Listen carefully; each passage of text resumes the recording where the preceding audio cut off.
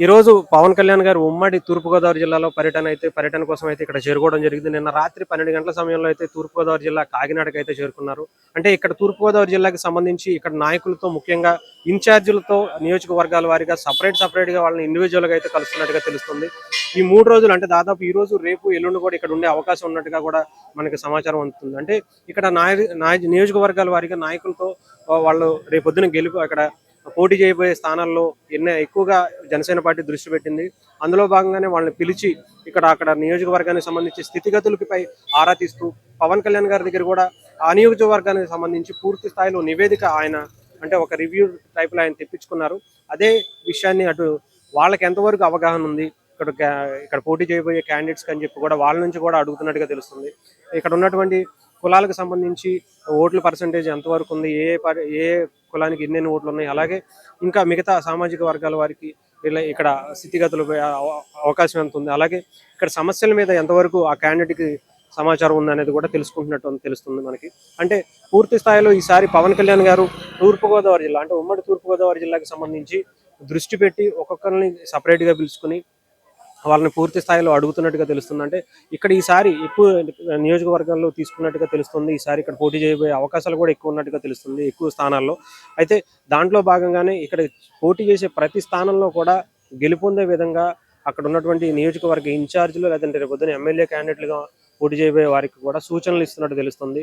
ఈసారి ఎట్టి పరిస్థితుల్లో ఇది గతంలో చెప్పినట్టుగా తూర్పుగోదావరి జిల్లాలో ఎలాగైనా సరే క్లీన్ స్వీప్ చేయాలనే ఉద్దేశంతో టీడీపీ జనసేన పొత్తు కూడా కుదుర్చుకున్నాయి. అందులో భాగంగానే ముఖ్యంగా జనసేన పార్టీ పోటీ చేసే ప్రత్యేక స్థానాల్లో కూడా ఎక్కువ స్థానాలు ఇక్కడే ఉంటాయి కాబట్టి తూర్పుగోదావరి జిల్లా, పశ్చిమ గోదావరి జిల్లా, అందులో భాగంగా ఇక్కడ ఉన్నటువంటి ప్రతి నియోజకవర్గ ఇన్ఛార్జిని కార్యకర్తలతో సహా కూడా అందరితో నాయకులతో కూడా ఇక్కడికి వచ్చి మాట్లాడడం అయితే జరుగుతుంది. అందులో భాగంగా ఇక్కడ అంటే పూర్తిగా అటు పవన్ కళ్యాణ్ గారు, అటు నాదెళ్ల మనోహర్ గారు కావచ్చు, నాగబాబు గారు కూడా ఇక్కడే ఉండి 3 రోజుల పాటు ఇక్కడ ఉన్నటువంటి పరిస్థితులపై ఆరా తీస్తూ గెలుపుపై ఎంతవరకు ఇక్కడ అవకాశాలు ఉన్నాయి, ఎలా చేస్తే ఇంకా బలంగా జనాల్లోకి వెళ్తాం, గెలిచే అవకాశాలు 1% కూడా మనం వదలకూడదు, 100కి 100% గెలవాలి అని చెప్పి ఇక్కడ నియోజకవర్గ ఇన్ఛార్జీలకి నాయకులకి కూడా చెప్తున్నట్టుగా తెలుస్తుంది. అలాగే ఇక్కడ మీరు ఎంతవరకు పోటీ ఇస్తారు, అవతల ఉన్నటువంటి అవతల వ్యక్తులు కూడా చాలా బలంగా ఉన్నారు, వాళ్ళు చాలా డబ్బులు ఖర్చు పెట్టడానికి ఉన్నారు. సో మీరు ఎంతవరకు వాళ్ళని తట్టుకోగలుగుతారు, మీరు ఎంతవరకు వాళ్ళని తట్టుకుని నిలబడతారు, ప్రజల్లోకి మీకు ఉన్నటువంటి గ్యాప్ ఎలా ఉంది, మీకు వాళ్ళకు ఉన్నటువంటి గ్యాప్ ఎలా పూడ్చగలుగుతారు, అలాగే మిగతా అంటే బలాన్ని మీరు ఎంతవరకు చూపించగలుగుతారు, రేపు జనసేన పార్టీ పోటీ చేసే స్థానాల్లో అన్ని స్థానాల్లో కూడా తూర్పుగోదావరి జిల్లాలో గెలవాలి అనే ఉద్దేశంతోనే ఇక్కడ పర్యటన అయితే ఉంది.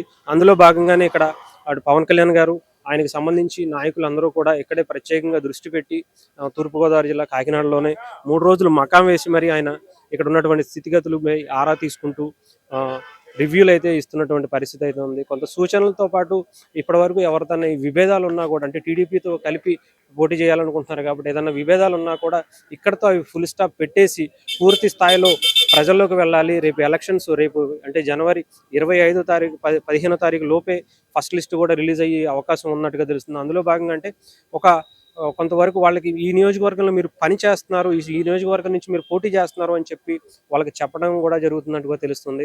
సో అంతకు మించి అంటే ఇక్కడ చాలా నియోజకవర్గాల్లో కూడా జనసేన పార్టీ చాలా బలంగా ఉందని చెప్పొచ్చు. అటు రామచంద్రపురం కావచ్చు, ముమ్మిడివరం కావచ్చు, అమలాపురం కావచ్చు, రాజోలు కావచ్చు, కాకినాడకు సంబంధించి 2 నియోజకవర్గాలు కానీ, రాజమండ్రి కావచ్చు, అటు రాజానగరం, జగ్గంపేట, ఇలాంటి కాన్స్టిట్యున్సీలు అన్నీ కూడా, మండపేట కానీ, ఇవన్నిటిలో కూడా కొత్తపేటకు సంబంధించిన నాయకులు కూడా ఇందాక కొంతమంది వచ్చి వెళ్ళారు. అంటే వీళ్ళందరికీ కూడా చాలా బలంగా ఈసారి వర్క్ చేయాలి, ఈసారి 100కి 100% మనం గెలిచే పరిస్థితి ఇక్కడ తీసుకురావాలి, అది కూడా మీరు చాలా బలంగా ఈసారి ప్రజల్లోకి వెళ్ళి వాళ్ళ సమస్యల మీద దృష్టి పెట్టండి, వాళ్ళకి ఒక భరోసాని కల్పించండి, ఈసారి వైఎస్ జగన్మోహన్ రెడ్డి ప్రభుత్వాన్ని ఎలాగైనా సరే గద్దె దించాలనే ఉద్దేశంతోనే పవన్ కళ్యాణ్ గారు కొన్ని నిర్ణయాలు అయితే చాలా కీలకంగా తీసుకున్నట్టుగా, అలాగే వాటి మీద ఇక్కడ ఉన్నటువంటి ఇన్ఛార్జీలు రేపు ఎమ్మెల్యేలుగా నిలబడబోయే క్యాండిడేట్స్ కూడా వాళ్ళకి పూర్తి స్థాయిలో సూచనలతో పాటు కొంత స్ట్రాంగ్గానే వాళ్ళకి చెప్తున్నట్టుగా కూడా తెలుస్తుంది.